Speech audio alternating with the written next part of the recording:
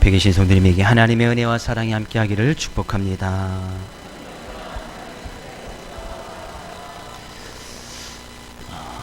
화장실에서 볼일을 본 뒤에 손을 잘 씻으십니까?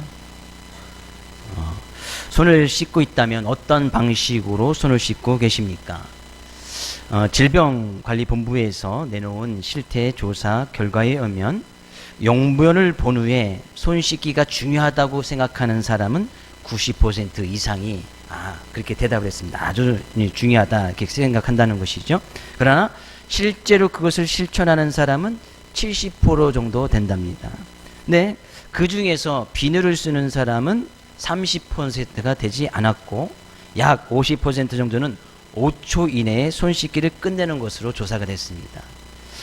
저도 이렇게 비누를 집에서 있을 때만 하지 밖에서는 거의 잘 사용하지 않는 것 같아요. 근데 우리가 어릴 때 아니면 집에서나 부모님이나 이런 교육은 유치원에서 또 잘 가르치고 계시죠? 네. 유치원에서 어린이집에서 손을 잘 씻으라고 분명히 배웠을 것입니다. 비누 거품을 내서 손가락 하나하나까지 세밀하게 해서 30초 이상 씻으라고 그렇게 교육을 합니다. 네. 그래서 손을 잘 씻어야 한다는 것은 모두가 잘 알고 있습니다. 그러나 때로는 그렇게 하기 귀찮다는 이유로 때로는 너무 어릴 때 배우고 안 하다 보니까 잊어버렸다는 이유로 대부분의 사람들이 제대로 된 손 씻기를 안 하고 있는 것을 보게 되어집니다. 저는 우리 그리스도인들에게 있어서 예배가 이렇지 않을까 한번 생각을 해보았습니다. 많은 분들이 예배가 중요하다는 것은 너무나 잘 알고 있습니다. 예배가 우리 삶 가운데 정말 중요하고 소중하고 또 매주 우리가 주일 성수를 지키는 것이 얼마나 중요한지 모두가 잘 알고 있어요. 그러나 막상 꾸준히 매주일 제대로 예배를 드리는 것은 그렇게 쉬운 일이 아니라는 거예요.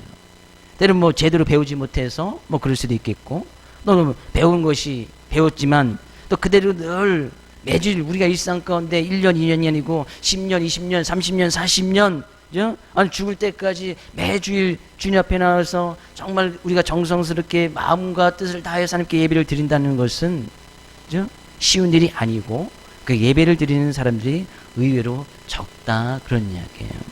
오죽하면 가나안 성도라고 들어보셨나 모르겠네요. 가나안 성도. 그죠? 거꾸로 하면 가나안을 거꾸로 하면 안 나가래요. 예수님을 믿는데 교회는 안 나간다는 거예요. 그래서 요즘 가나안 성도들이 많다고 국민일보 신문에서도 이야기를 하더라고요. 자기는 예수님을 믿는데 그렇게 이야기를 합니다. 그런데 안 나가. 교회는 가나안. 난 가나안 성도야. 그냥 안 나간다는 거예요. 그죠?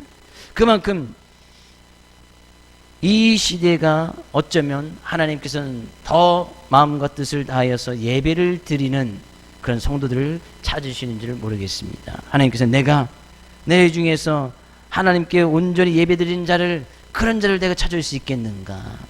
하나님께 찾으실 때에 우리 모든 사랑하는 모든 성도님들이 하나님께서 찾으시는 그 사람 정말 예배를 소중히 여기고 귀하게 여기고 우리의 삶 가운데 가장 소중한 것으로 여겨서 하나님께 마음과 뜻과 정성을 다해서 드려지는 우리 귀한 성도님 될 수 있기를 주의로 축복을 드립니다. 우리 오늘 본 말씀을 좀 이해를 하려면 이 말씀이 어떤 배경에서 쓰여졌는지 우리가 좀 알게 되어지면 본문을 좀 더 이해하기가 좀 쉽습니다. 남편은 의무를 다하라고 이야기를 합니다. 남편은 의무를 다하고 아내들에서는 의무를 다하라는 것이 오늘 본 말씀 내용이거든요.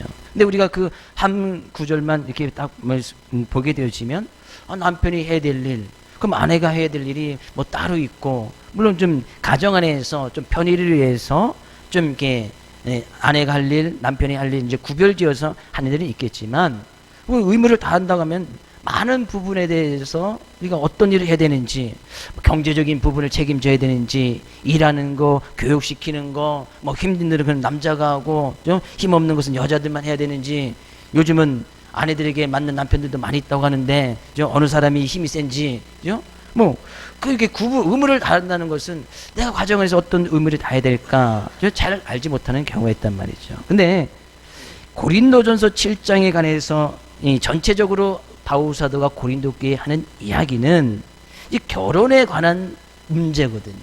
결혼에 관한 문제고 또 결혼을 해서 가정을 이루는 그 가정에 관한 말씀을 이야기하고 있는 거예요. 왜냐하면 당시 이 문제들을 고린도 교회 성도들이 어떤 문제를 이 바울 사도에게 상담을 했는가 하면 당시에 이 고린도 교회 당시 이제 로마 그 지역도 로마라는 그 식민지 아래에 로마의 영향력을 받고 있었고 이 고린도 교회 문제가 있었던 것이 이 결혼에 관한 결혼의 가치관의 문제 우리가 지난 시간에 살펴보았습니다. 결혼을 어떻게 해야 되는지 또한 결혼하고 나서 또 가정 가운데서 헤어지는 결혼에 이제 이혼하는 그런 일들이 있었고 또 결혼을 하고 났는데 어떤 사람이 먼저 남편이 먼저 예수님 믿었든지 아니면 아내가 먼저 예수님 믿었든지 아니면 결혼할 때 또 한 사람은 믿고 한 사람 믿지 않냐는 그런 상태로 결혼한 가정이 있었을 때에 이 가정의 문제를 어떻게 해야 되느냐. 근데 당시에 그렇게 이 고린도 교회는 그런 문제들로 인해서 아주 심각한 문제가 일어났다는 거예요. 어떤 일이 일어났습니까? 서로 그러니까 고린도 교회 진단은 그러면 헤어져라. 대부분의 판단을 그냥 이혼할 것 같으면 그냥 이혼하게끔 내버려 두고 또 믿지 않는 남편이나 믿지 않는 아내를 통하여서 가정 가운데 불화가 있었을 때 어떻게 해야 되느냐? 그러면 교회 처방은 그냥 헤어지게끔 내버려두라고 헤어지라고 이렇게 이야기를 했던 것 같아요. 그러니까 바울 사도가 그 문제의 심각성을 깨닫고 나서 야 그렇게 하면 안 된다 라고 지금 이야기를 하고 있는 거예요. 성경은 어떤 경우에서든지 가정이 깨어지거나 이혼하는 것을 허락하지 않습니다. 예수님의 말씀 가운데서는 음란한 것, 가정의 어떤 성적으로 타락한 그런 문제에는 뭐 이혼을 예수님께서 허락하신 부분은 없습니다. 그러니까 왜 고린도 교회가 지금 이 문제를 가지고 바울 사도에게 상담을 이야기하고 있는데 바울 사도가 교회에 편지를 하면서 지금 어떻게 보면 7장 전체는 교회에 편지한 거라고는 조금 거리가 먼 것처럼 느껴질 수가 있습니다. 뭐 가정에 관한 이야기를 하고 있고 결혼에 관한 이야기를 하고 있고 이혼에 관한 이야기를 하고 있고 뭐 그것을 이야기하는 거예요. 이것이 과연 교회에 무슨 상관이 있나 우리는 그것을 먼저 좀 살펴볼 필요가 있습니다. 교회 가정이라는 것은 참 희한합니다. 희한하다는 것은 모든 공동체의 가장 기본적인 단위가 이 가정이에요. 교회 안에 문제가 있었다라고 하는 것은 가정에 문제가 있었다는 거예요. 가정들의 문제가 많으니까 그것이 교회 안에서도 그런 이 문제가 불거지게 되었고 그것이 교회 전체가 문제가 되어졌단 말이죠. 그럼 사회가 병들었고 사회가 문제가 있다는 것은 사회적인 제도나 사회를 뭐 다스리는 지도자들이나 이런 것에 문제가 있을 수도 있겠지만 사회가 병들었고 사회가 문제가 있다는 것은 가정, 사회를 이루고 있는 최소한의 구성원들을 이루는 가장 작은 공동체 이 가정이 병들었다는 거예요. 가정이 문제가 많다는 거예요. 가정에 문제가 많은 그 사회는 반드시 그 사회는 병들 수밖에 없고 문제가 있을 수밖에 없다는 거예요. 교회에 문제가 있다는 것은 가정에 문제가 있다는 거예요. 그래서 바울 사도가 7장 한 장을 다 할애하여서 가정, 결혼은 이렇게 이루어야 되고 결혼했으면 이혼하지 말아야 될 것이고 행여나 믿지 않는 남편 또 믿지 않는 아내가 있다면 그 가운데서 어떻게 살아가야 될 것인지 그 가정의 문제를 아주 잘 다루고 있는 것을 보게 되어져요. 가정 생활이 어떻게 보면 단순하지 않는 것을 보게 되어져. 왜? 가정에 문제가 있으면 그것은 곧 교회가 문제가 되어지고 교회 문제가 되면 그것은 곧 사회 문제가 되어지고 문제가 많은 사회들은 나라가 제대로 이뤄갈 수가 없겠지요. 결국에 가정에 문제가 있다는 것은 국가적인 전체의 문제가 일어날 수밖에 없다는 거예요. 뭐 정치하는 사람들이 정치만 잘하면 뭡니까? 가정이 그 안에 나라 안에 있는 가정들이 다 깨어지고 이혼하고 뭐 그런 것들이 아주 그냥 자연스럽게 이루어지는 그런 나라들은 결코 오래 갈 수 없다는 거예요. 사람들을 볼 때 정말 중요한 것은 그 사람이 가정에서 어떻게 하고 있냐를 보면 그 사람이 어떤 사람인지 잘 알 수가 있습니다. 어느 직장에서 이제 이 신입사원을 뽑는데 신입사원들의 점수 매기는 어떤 것에 중요도를 두고 있는가 했던 것을 보니까요. 그죠?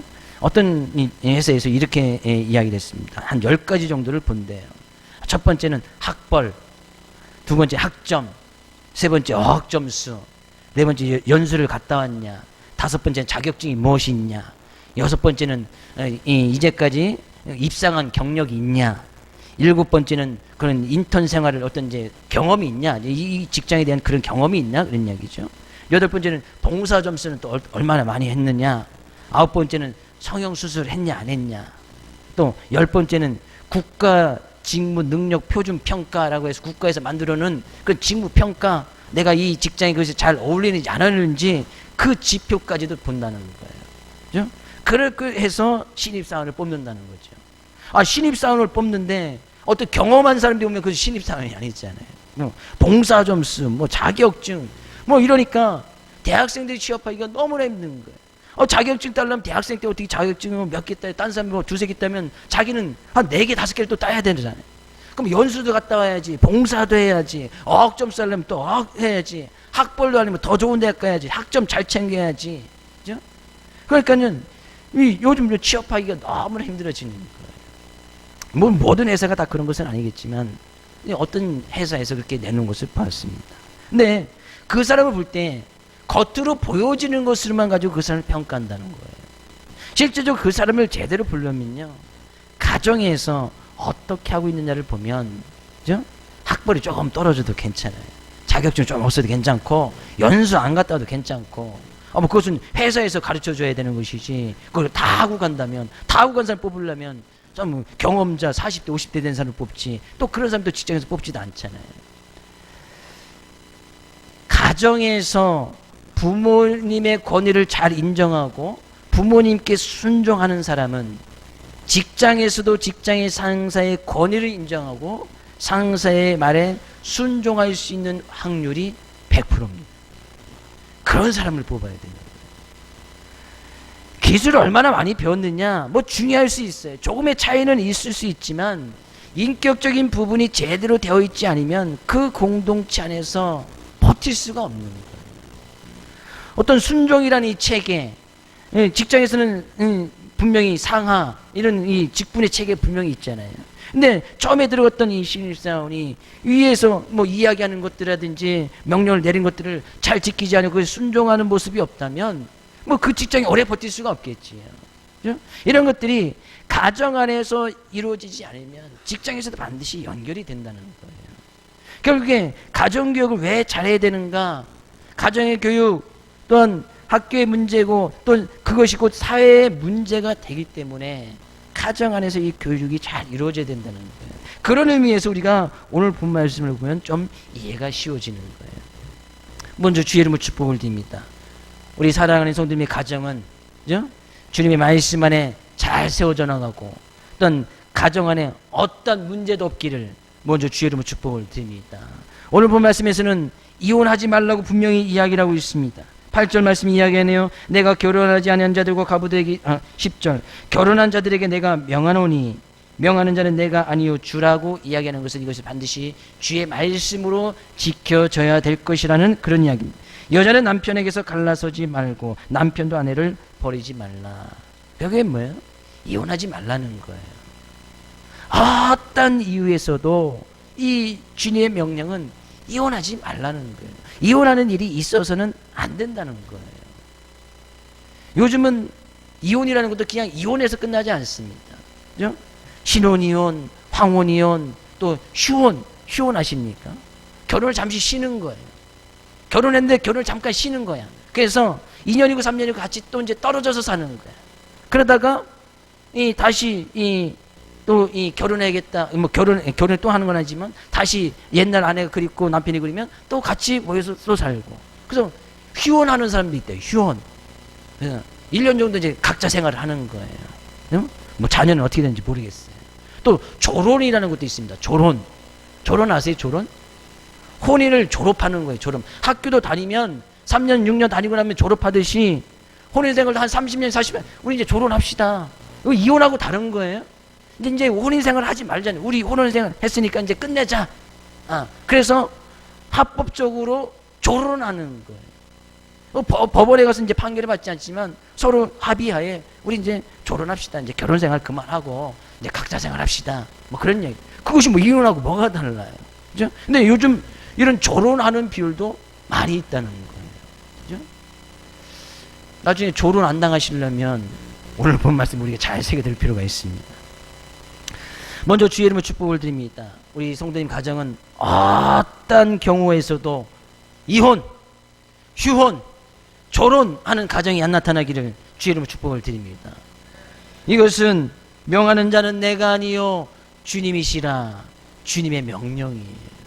바울 사도도 자기가 이야기하는 것 같지만 이것은 성경적인 근거에 의해서 어떤 경우에서도 이 이혼이라는 것이 요즘 뭐 새롭게 탄생한 뭐 휴혼이라든지 조론 이런 것이 있어서는 안 된다는 거예요. 왜? 그러면 그런 사회는, 그런 교회는, 그런 나라는 제대로 설 수가 없기 때문이에요. 가정이 막 이렇게 깨지고 마음대로, 그죠? 그렇게 뭐 조론하고 또 다시 만나고 이혼하고 휴혼하고 조론해서, 그죠? 각자의 생활하고 나가고, 어쩌면 이 결혼이라는 것도, 결혼을 졸업하는 것도, 그죠? 그렇게 이야기하는 사람들이 그것은 내가 결정할 수 있는, 내가 결정할 수 있는 것이 아니냐. 그죠? 결혼도 내가 선택해서 결정했듯이 조론하는 것도 내가 선택해서 결정할 수 있는 문제다 하면서 쉽게 헤어지고 또 쉽게 만나고 한다는 거예요. 그렇게 하는 나라들, 사회들을 우리가 지금 보고 있지 않습니까? 먼 데도 가지 마요. 옆에 이웃 나라도 있고, 그죠? 우리나라에서 그런 일이 부지식으로 많이 일어나고 있습니다. 그런 사회, 그런 사회가 정말 잘 될 것 같습니다. 유럽의 많은 나라들은 벌써 이런 것 때문에 아주 심각해져 있고요. 그죠? 법을 잘못 만들어서 통과시켜놔서 아주 골머리 썩는 나라들이 부지식으로 많습니다. 그죠? 정말 경제되고 있는 이 미국이라는 나라도 마찬가지. 어떤 주에서는 뭐 거기는 이제 주마다 이제 법이 좀 따로 있으니까 어떤 주에는 정말 고지식하게 하나님의 말씀 붙들고 그 법대로 하려고 하는 그런 주도 있는 반면에 그렇지 않은 주들이 대부분이에요. 그러니까요, 이 동성애 뭐 이런 거 그건 중요하지 않습니다. 성도 자기들이 결정할 수 있다고 이야기를 해요. 뭐 조론 이런 거 너무나 우습게 생각하는 거예요. 이혼 뭐 재혼하고 또 3번, 4번 결혼하는 일들. 그러면 그거에 대해서 뭐 그렇게 자기들은 편하게 살 수 있지만 그거에 대한 자녀들이 받을 충격들은 이루 말할 수가 없는 거예요. 어머니가 3명, 4명 바뀌는 거예요. 쉽게 말해서 아버지가 3번, 4번 바뀌는 거예요. 뭐 이혼하고 그냥 헤어져서 그냥 잘 살면 모르겠지만 또 재혼을 하고 또 이혼했다 또 재혼하면 뭐 이 어머니가 엄마가 3번, 4번 아이들의 성 전체성이라든지 결혼에 대한 분명 가치가 있는 것인지 이것이 다 흔들어 버지는 거예요. 그러니까 아이들이 더 성적으로 결혼에 대해서 자유분방할 수밖에 없고 그것들이 마치 자기들이 다 결정하고 따라갈 수 있는 것만 생각해서 아이들이 아주 심각한 문제들이 일어나게 되어졌다는 거예요. 다시 한번 주의 이름으로 축복을 드리되 어떤 경우에도 남편이 좀 속을 썩여도 아내가 조금 말을 안 들어도 아내가 좀 힘이 세서 좀 가끔 주먹이 날라온다 할지라도 어떤 경우에도 우리 교회 성도님 가정에서는 이혼, 조론 이런 이야기 꺼내지 말고요. 그것은 뭐 사회적으로 하는 이야기고, 그죠? 뭐 휴혼 이런 거 생각하지 마시고 결코 이혼하는 일이 없기를, 가정이 깨어지는 일이 없기를 다시 한번 주의 이름으로 축복을 드립니다. 그러면서 이혼하지 말 것을 이야기하면서 그 다음에 이야기하는 것이 뭐예요? 13절 가서 보니까요. 12절 그 나머지 사람들에게 내가 말하노니 이는 주의 명령이 아니다. 만일 어떤 형제에게 믿지 않는 아내가 있어 남편과 함께 살기를 좋아하거든 그를 버리지도 말고 또 어쩐 여자에게 믿지 않는 남편이 있어 아내와 함께 살기를 좋아하거든 그 남편을 버리지 말아라. 뭐 결혼했을 때에 믿지 않는 남편이나 믿지 않는 아내와 결혼할 수도 있을 것이고 결혼을 했는데 뭐 아내나 남편이 또 예수님 믿는 그런 경우도 있을 것이란 말이죠. 네, 그렇게 하다 보니까 이 가정을 이루면서 이 종교적으로 신앙적인 부분에서 상당히 다르면 또 이제 가정생활이 또 힘들어질 수 있는 부분이 있습니다. 뭐 아내가 잘 믿어서 교회를 다니고 예수 믿는데 남편이 믿지 않는 거예요. 만약에 그럴 경우에 남편이 그래도 그냥 아내를 또 존중해줘서 그냥 가서 잘 믿든지, 그냥 난 밥이나 잘 챙겨줘 하면서 또 잘 믿도록 이렇게 내버려 준다든지, 아니면 또 아내의 또 그 믿음에서 통해서 또 남편이 같이 교회 나오고 같이 믿어주면 정말 좋겠지만, 그렇지 않는 경우들이 너무나 많단 말이에요. 근데 이런 문제들이 고린도 교회에 너무 많이 있었던 거예요. 그러니까 고린도 교회 처방은 그러면 차라리 헤어져라 라고 이렇게 처방을 내렸던 것 같아요. 교회에 너무 많은 그런 문제들이 불거지니까 그러면 차라리 헤어져라. 그러나 바울 사도는 이야기합니다. 어떤 경우에도, 그러나 믿음적인 신앙의 차이가 있어도 믿지 않는 남편이 믿는 아내와 살기를 좋아하거든, 그 남편을 버리지 말고 헤어지지 말라는 거예요. 또 남편이 믿는데 믿지 않는 아내가 그 남편과 살기를 좋아한다면 그 아내를 또 버리지도 말아라. 헤어지지 말라는 거예요. 왜 그렇게 되는지 이야기를 하고 있습니다. 아마 고린도 교회에서 이런 문제가 불거져서 바울 사도에 이야기할 때는 교회에서 그럼 헤어지든지 아니 믿든지 둘 중에 하나를 택해서 좀 믿게 하든지 아니면 헤어지든지 이렇게 결론을 냈지만, 바울 사도는 이렇게 이야기를 하고 있습니다. 물론 우리 성도님 가정에서도 좀 남편 안 믿든지 아내가 안 믿는 그런 가정들이 또 있을 수도 있잖아요. 성경은 이렇게 이야기하네요. 14절. 믿지 않는 남편이 아내로 말미암아 거룩하게 되고 믿지 않는 아내가 남편으로 말미암아 거룩하게 되나니, 그렇지 아니하면 너희 자녀도 깨끗하지 못하니라. 그러나 이제 거룩하니라. 뭐예요? 믿지 않는 남편이 있고 믿지 않는 아내가 있단 말이죠. 근데 믿지 않는 남편이 아내로 말미암아 거룩하게 될 수 있다. 거룩하게 될 수 있지 않겠느냐. 뭐 여기서 거룩한다는 것은 구원을 받는다는 이야기는 아닙니다. 가끔 전도를 하다 보면 나는 아내가 잘 믿으니까 아내가 천국 갈 때 나 그냥 아내 치맛자랑 그냥 붙잡고 가면 되지 않겠습니까? 그렇게 이야기하는 사람이 있어요. 근데 그 사람이 모르는 사실이 있어. 천국 갈 때는 치마를 안 입고 가. 어떻게 할 거야? 그죠? 치마를 안 입고 치맛자를 갖고 갔네. 그죠?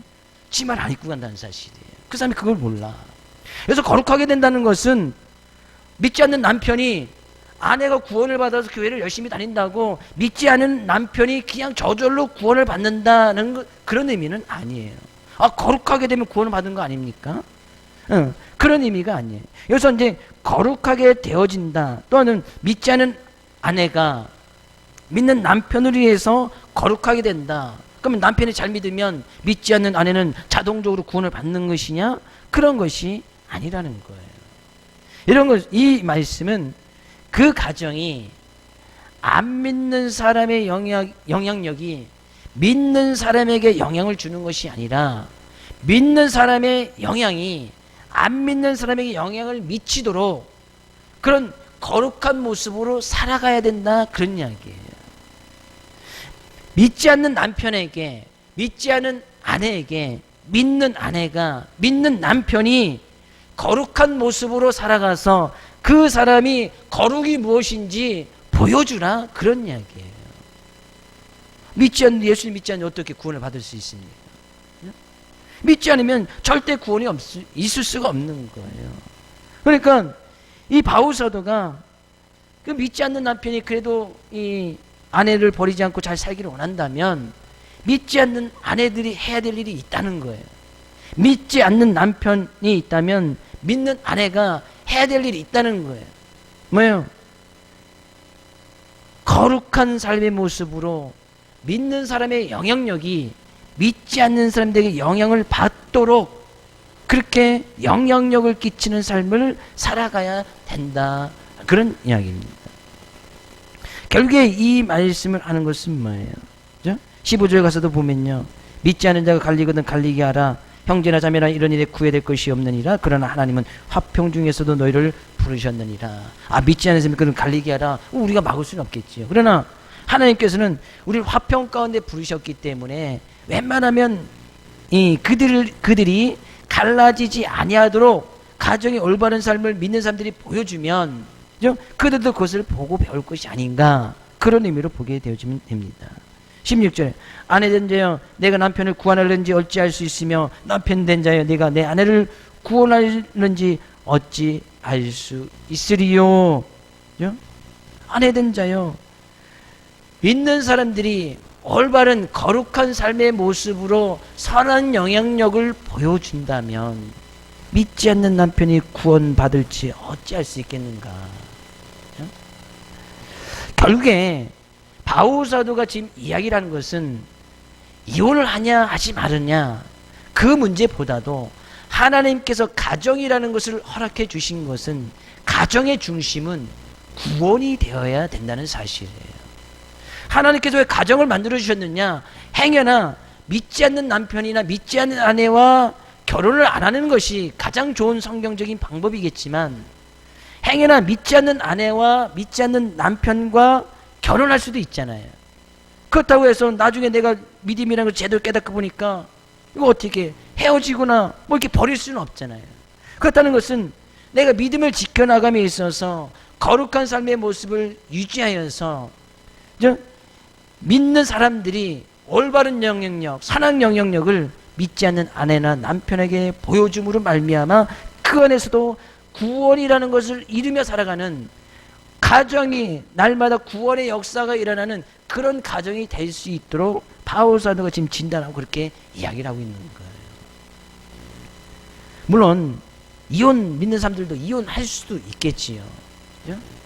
그러나 저는 안 하기를 축복을 드리지만 가정의 중심이 지금 바울 사도가 이혼해라 말아라, 남편을 버려라 아내를 버려라 그 이야기를 하는 것이 아니고 하나님께서 가정이라는 것을 만들어 주신 것은 그 가정 안에서도 구원이라는 것이 가정 안에서도 구원의 역사가 날마다 일어나야 된다는 사실이에요. 저는 우리 가정, 우리 성도님의 가정들 늘 기도하고 붙들고 하나님의 간과하는 그런 기도 제목들이 있지 않습니까? 가정이 모든 가족들이 다 하나님 믿기를, 다 믿는 가정이 되기를 어느 누구나 다 그렇게 소망하고 그렇게 기도할 것입니다. 뭐 그렇지 않다고 해서 뭐 남편을 버리거나 아내를 버리거나 자식을 버릴 수가 없겠지요. 그러나 성경은 이야기합니다. 하나님의 말씀이 이야기하는 거예요. 내가 거룩하게 믿는 자의 모습으로 선한 영향력을 계속 보여준다면 믿지 않는 남편을 구원하는지 어찌 알겠느냐. 가정은 믿지 않는 남편을 구원해야 되고 가정이라는 것을 통해서 믿지 않는 아내를 구원해야 된다는 사실이에요. 결국에 우리의 가정들이 늘 이런 구원의 중심으로서 우리의 삶의 모습이 이루어져 나가야 한다는 사실이에요. 베드로전서 3장에 가서 보면요, 이 구원이라는 것은 결코 말로 되지 않습니다. 거룩하게 된다는 것은 내가 말로 거룩해라, 말로 거룩해야 된다라고 해서 되는 것이 아니라는 거예요. 베드로전서 3장 1절 2절 말씀 가서 볼까요? 같이 읽어보겠습니다. 아내들아 이와 같이 자기 남편에게 순종하라. 이는 혹 말씀을 순종하지 않는 자라도 말로 말미암지 않고 그 아내의 행실로 말미암아 구원을 받게 하려 함이니 너희의 두려워하며 정결한 행실을 봄이라. 믿지 않는 남편, 말씀에 순종하지 않는 자, 믿지 않는 남편이지요. 믿지 않는 남편이 그 아내를 보는 것은 말로 거룩해져라, 말로 해서 그 아내의 말을 듣는 것이 아니고, 보통 남자들은 아내의 말을 잘 듣지 않습니다. 그렇죠? 같이 사서 보시 아시잖아요. 남편들이 아내가 말하면 말을 잘 듣나요? 잘 안 듣지요. 대부분의 남자들은 아내의 말을 잘 안 들으려고 해요. 그럼 목사님은요? 저도 잘 안 들어요. 네. 뭐 고백하는 남자들은 다 본성이 그렇단 말이죠. 여자들 이래라 저래라면 괜히 귀찮고 잔소리같이 여기고서 잘 안 들으려고 하는 것이 남자들이 가지고 있는 못된 습성 중에 하나예요. 목사님 왜 못된 습성 안 버립니까? 남자들이 갖고 있다니까. 그것이 예수 믿는다고 싹 없어지면 좋겠지만 뭐 그 안 없어져. 예. 근데 남편들이 보는 것은 아내가 그렇게 말하는 것을 잘 듣는 것이 아니고 그 아내의 행실, 그 아내가 어떻게 행동하는지, 정말 하나님을 두려워하며 정결한 행실을, 거룩한 모습으로 살아가는 그 행실을 남편은 본다, 그런 이야기예요. 아내가 자기한테 어떻게 하는지 그것을 본다는 거예요. 지금 이거 아내들 남편에게 순종하라 하지 말라 그런 이야기가 아니에요. 남편은 아내의 말을 잘 안 듣는 그런 습성이 있고, 남편들은 그 아내들이 어떻게 행하는지 그 행하는 것을 본다는 거예요. 그게 결국에 구원이라는 것이 말로 이루어지는 것이 아니라는 거예요. 말로 이루어진다는 것이 아닌 거예요. 믿지 않는 남편에게, 그죠? 믿지 않는 남편에게 늘 교회 가자, 예수 믿어야 된다. 물론 그렇게 이야기도 하고, 가끔은 이제 하나님의 말씀도 이렇게 이야기해야 되는 것이 맞습니다. 그러나 그렇게 말해서 되는 것이 아니라는 거예요. 가족 구원은 결코 말해야 되지 않습니다. 그래서 막 늘 저녁 먹을 때마다, 그죠? 오늘 죽을지 내일 죽을지 모르잖아. 우리 어제 장례식장 갔다 왔는데 저 사람들의 인생은 언제 죽을지 몰라 하면서 저녁 먹을 때마다 막 오늘 죽을지 내일 죽을지 모른다고 남편에게 이야기하면 어떻게 합니까? 남편이 잘 듣습니까? 어느 순간 주먹이 날라올지도 몰라요. 나보고 죽으란 얘기야 뭐야 하면서, 그죠? 말로 해서 절대 된다는 것이 아니라는 거예요. 그죠? 이 믿는 사람이 남편이 됐든 아내가 됐든지 간에 늘 남편이나 믿지 않는 아내나 남편에게 가서 교회 성도가 이렇고 저렇고 교회 목사님 이렇고 저렇고 믿지 않는 아내나 남편한테 이야기하면 남편이 뭐라고 얘기해요? 아유, 네 교회나 우리 회사나 똑같다. 절대, 그죠? 물론 좋은 이야기를 하면 좋겠지만 대부분 뒷담화를 하는 것은 좋은 이야기를 하지 않잖아요. 그죠? 아이고, 그래. 니네 교회 목사는 우리 교회 사장이나 우리 회사 사장이나 똑같다. 뭐 하면서 그러면 결코 남편을 구원할 수가 없다는 거예요. 구원은 가정이라는 것은 왜 이 베드로전서에서는 아내들이 남편에게 순종하라고 이야기하는 것은 그 행동을 본다는 거죠. 그 행실을 본다는 거예요. 그래서 그 행실로 말미암아 구원을 받게 하라. 그죠? 가정의 중심은 구원을 시키는 것에 있으니까, 그죠? 구원을 시키는 것에 있으니까 우리의 행실이 믿지 않는 남편에게, 믿지 않는 아내에게 거룩한 모습으로 보여줄 수 있도록 거룩한 행실을 유지하라는 거예요. 아, 우리 가정은 다 믿는 가정인데요. 그럼 그 믿는 가정을 통해서 안 믿는 가정들이 볼 거 아니겠습니까? 안 믿는 지척들이 있을 것이고, 안 믿는 친지들이 있을 것입니다. 안 믿는 친구들의 가정이 있을 것이 아니에요. 야, 저도 믿는 가정 보니까 뭔가 좀 다르다. 그죠? 말로써 구원을 시킬 수가 없는 거예요. 그래서 아내들은 남편에게 순종하라고 이야기를 합니다. 그러면 남편들은 어떻게 해야 되는가? 베드로전서 3장 7절 말씀 가서 볼까요? 남편들이 이렇게 이야기하려네요. 남편들아, 이와 같이 지식을 따라 너희 아내와 동거하고 그를 더 연약한 그릇이요 또 생명의 은혜를 함께 이어받을 자로 알아 귀히 여기라. 이는 너희 기도가 막히지 아니하게 하려 함이라. 아내를 어떻게 하라는 거예요? 아내가 더 연약한 그릇. 아내가 더 연약한 그릇이라는 것은, 더 연약하다는 것은 남편도 연약한 그릇이라는 거예요. 남편도 연약한 부분이 있다는 거예요. 그러니까 자기 남편도 연약한데 아내는 더 연약해. 그죠? 더 연약한 그릇이야. 사람들은 그렇게 연약할 수밖에 없어요. 그러니까 남편에게도 부족한 부분이 있을 수 있다는 거예요. 그것을 인정해 줘야겠지요. 네. 남편들은 생명의 은혜를 함께 이어받을 자로 알아서 귀히 여기라. 아내를 통해서 하나님께서 놀라운 생명의 은혜를 이어나가고 생명의 은혜를 부어주실 자로 여겨서 아주 아내를 귀하고 소중하게 여기라는 거예요. 아주 소중하게. 남편들이 해야 될 일은 아주 귀하고 소중하게 여겨야 된다는 사실이에요. 왜? 이는 너희 기도가 막히지 않게 한다는 것은, 그 가정 안에서 기도를 하는 것은 남편들이 더욱더 열심히 기도해야 되는 이유가 바로 여기에 있네요. 남편들이 더욱더 열심히 주의 말씀 붙들고 기도할 것은 그 가정을 이끌어가는 그 가장의 역할이라는 것은 그 가정의 어떤 결정을 내린 데 있어서 가장 중요한 역할인 것이 바로 이 남편이거든요. 남자들이 대부분 결정을 내리잖아요. 네, 이 결정이 잘 내려질 수 있도록 아내를 아주 귀중하고 소중하게 여겨야 된다는 거예요. 결국 우리는 하나님의 말씀을 받아서 그 말씀을 가지고 잘 판단해서 가정을 잘 이끌어가는 것이 또 남편들이 하는 역할 중에 하나니까, 그러기 위해서 더욱더 남편들이 더욱더 기도해야 될 것이고, 더욱더 아내를 귀중하고 소중하기 위해서 집안의 그 어떤 것보다도 가장 귀하고 소중하게 될 것이 바로 아내다, 이런 얘기죠. 이것을 한마디로 다른 곳에서 이야기하면 아내를 자기의 목숨까지 버려가면서 아내를 사랑하라라고 이야기를 하고 있습니다. 결국에 베드로전서에서도 이야기하는 것, 지금 고린도전서에서도 바울사도가 이야기하는 것은 가정의 중심은 이 구원이라는 것으로 중심이 되어야 되고, 믿지 않는 아내나 믿지 않는 남편의 행위나 있는다 할지라도 우리의 행실로 말미암아 남편과 아내, 자녀를 구원하기에 힘써 나가야 되는 것이 가정 안에서 이루어져야 된다는 거예요. 그래야 교회의 문제가 없어지고, 교회의 문제가 없어지면 사회적으로 참 안정된 사회가 될 수 있고 평화를 이루는 사회가 될 수 있다는 사실입니다. 저는 행여나 우리 가정과 어떤 문제가 있습니까? 주님의 말씀 온전히 의지해서 가정의 문제들이 말씀 안에서 주님이 주신 은혜로 말미암아 잘 해결되어질 수 있기를 주의 이름으로 축복을 드립니다.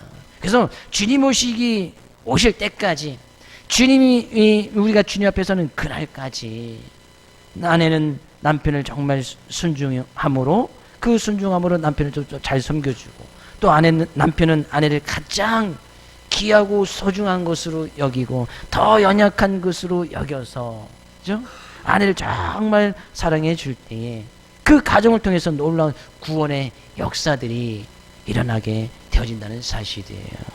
이 말씀 온전히 의지하여 한 주간도 행복한 가정, 아름다운 가정, 구원이 일어나가는 가정, 모든 가족 구성원들이 다 구원을 받고 구원의 방주의 역할, 참다운 교회 역할을 잘 감당하며 나갈 수 있기를 주의 이름으로 축복을 드립니다.